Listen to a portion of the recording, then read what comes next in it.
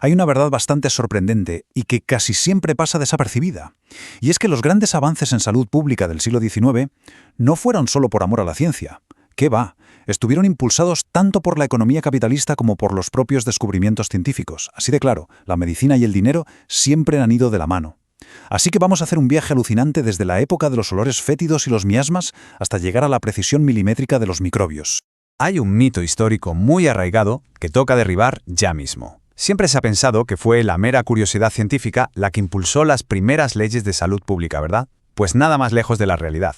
Resulta que, antes de la Revolución Industrial, a los gobiernos apenas les importaba legislar sobre las epidemias. La cosa cambió, y mucho, cuando las enfermedades empezaron a parar las fábricas, a dejar sin mano de obra a la industria y, sobre todo, a destrozar los márgenes de beneficio. Fue ahí, justo en ese momento, cuando el Estado moderno decidió intervenir de verdad. El objetivo principal no era salvar vidas por caridad, sino proteger el capital y la fuerza de trabajo.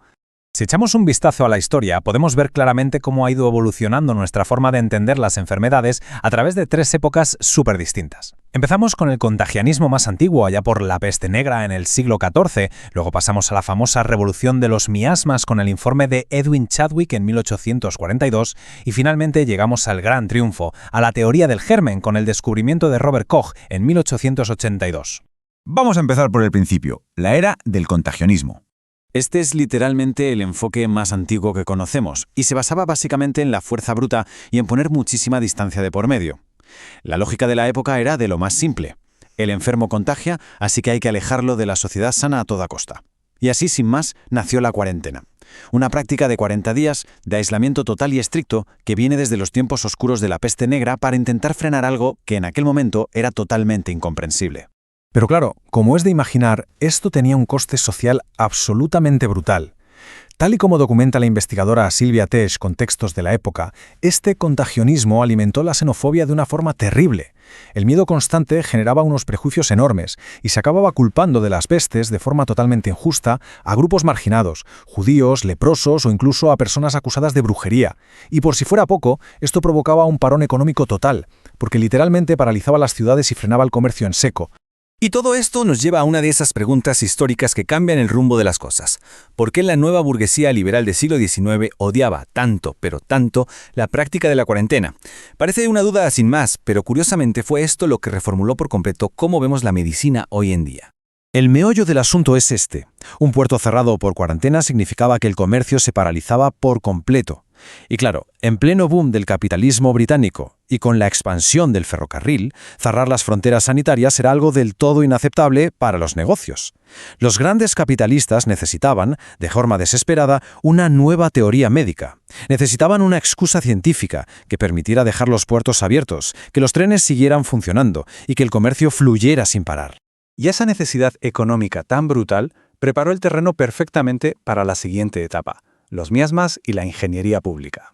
Esta desesperación por no perder dinero dio a luz a nuestro segundo gran paradigma médico, la teoría del miasma. Esta idea proponía algo totalmente diferente. Decía que la enfermedad no se contagiaba por tocar a otra persona, sino que venía de los olores fétidos, de esos hedores que salían de la basura, los desechos y los cuerpos en descomposición. Los que estudiaban esto veían que los barrios obreros más pobres, donde a lo mejor 100 personas compartían una sola letrina, tenían unas tasas de mortalidad altísimas. Así que sacaron una conclusión que, aunque estaba equivocada, era muy literal. El olor es lo que mata. Lo que nos sitúa en un año clave para la historia de las ciudades, 1842. Ese año se publicó un informe monumental escrito por Edwin Chadwick. Y ojo, porque este documento iba a cambiar la estructura de nuestras ciudades para siempre. Pero aquí viene lo interesante. A diferencia de lo que podríamos pensar hoy en día, la motivación real de Chadwick no era precisamente humanitaria, no lo hacía por buen samaritano. Su impulso era puramente financiero y fiscal. Su verdadero objetivo era evitar que los trabajadores murieran jóvenes para reducir la enorme carga fiscal del Estado. Porque claro, si los trabajadores morían, el gobierno tenía que gastar una verdadera fortuna en mantener a las viudas y a los huérfanos. Así que, para proteger a la mano de obra y garantizar la estabilidad económica, Chadwick propuso unas reformas de ingeniería pública absolutamente gigantescas. Hablamos de construir inmensas redes de alcantarillado moderno, instalar sistemas de agua corriente en las casas y crear una administración central fuerte. En resumen, propuso limpiar la ciudad a fondo, de arriba a abajo. Y esto es, de verdad, una de las paradojas históricas más fascinantes que existen. El éxito de un fracaso. Resulta que la teoría del miasma era un disparate a nivel científico. El mal olor no causa el cólera, para nada. Pero fíjate de casualidad, al limpiar las ciudades para quitar ese mal olor, las autoridades eliminaron, sin querer, las verdaderas fuentes de infección bacteriana. O sea, resolvieron una crisis sanitaria gigantesca por los motivos científicos equivocados, pero oye, con una eficacia preventiva que nadie puede negar. Todo esto de mirar el entorno nos lleva a una fase muy curiosa, lo que podríamos llamar la ilusión estadística. Durante toda esta época miasmática, médicos y gobiernos se obsesionaron con analizar poblaciones enteras y zonas geográficas, olvidándose del paciente individual. Y claro, esto llevó a interpretar los datos de formas asombrosas y bastante engañosas.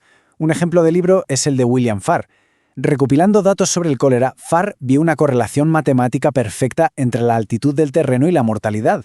Él estaba convencidísimo de que, a mayor altura, el miasma mortal se disipaba en el aire y la gente se salvaba. Pero la realidad era mucho más terrenal. Vivir en zonas bajas simplemente significaba vivir pegado al río Támesis, que en ese momento era literalmente una cloaca abierta. Farr le echó la culpa al aire en lugar de al agua. Un error enorme que el médico pionero John Snow demostraría más tarde, cambiando las reglas del juego. Y así, finalmente, llegamos a la era moderna, el triunfo del germen. Poco a poco, las grandes obras de ingeniería de los miasmáticos tuvieron que rendirse ante la ciencia microscópica de verdad. Nos plantamos en el año 1882. Este fue el momento exacto que desató una revolución científica imparable, dejando atrás las suposiciones sobre el aire y los olores. Fue el año en el que Robert Koch descubrió por fin el bacilo de la tuberculosis, un hito que cambió la historia de la medicina para siempre. La clave de este descubrimiento se resume en una lógica aplastante, una causa única y específica para cada enfermedad. Esta idea revolucionaria mandó a la basura de una vez por todas esa vieja creencia de los olores ambientales y los miasmas invisibles. Ahora, con pruebas en la mano, la culpa la tenían unos microorganismos muy específicos que ni siquiera se podían ver a simple vista. Y esto sentó las bases de la era bacteriológica moderna, provocando unos cambios radicales en la sociedad. Con momentos clave como la publicación del informe Flexner, la medicina pasó oficialmente de practicarse en los hospitales de caridad a estudiarse en los rigurosos laboratorios universitarios. Los investigadores de salud pública dejaron de patear calles malolientes y se metieron en laboratorios estériles y supercontrolados. El foco de atención pasó de mirar la ciudad entera a mirar fijamente a través de la lente de un microscopio. Ver este cambio de paradigma frente a frente es una pasada. Por un lado, la vieja teoría miasmática se fijaba en variables ecológicas enormes, como era el barrio, la calidad del aire o las fuentes de agua. Sin embargo, la nueva teoría del germen dio un giro de 180 grados. Aisló por completo al individuo y apuntó directamente al agente biológico, al causante microscópico en cuestión, como el único y exclusivo culpable de la enfermedad. A pesar de todo esto, es fundamental entender un detalle clave sobre los factores sociales. En el fondo, ninguna de estas dos grandes teorías históricas era puramente social a nivel científico. Los factores sociales y económicos funcionaron más bien como una mano invisible. Fueron ese gran telón de fondo que dictaban la política económica y decidía básicamente a qué teoría biológica o médica se le daba financiación, infraestructura y apoyo político en cada momento de la historia. Y para cerrar este análisis y atar todos los cabos, hay una pregunta final que da bastante en qué pensar. Si la medicina del siglo XIX estuvo tan condicionada por la necesidad absoluta de mantener los trenes en marcha y el comercio internacional fluyendo sin parar, cabe preguntarse, ¿cómo siguen moldeando los grandes intereses económicos el panorama médico y las leyes de salud pública a día de hoy? Es una reflexión bastante provocadora que nos recuerda que ese vínculo invisible entre la economía global y nuestra salud sigue tan vivo hoy como en plena revolución industrial.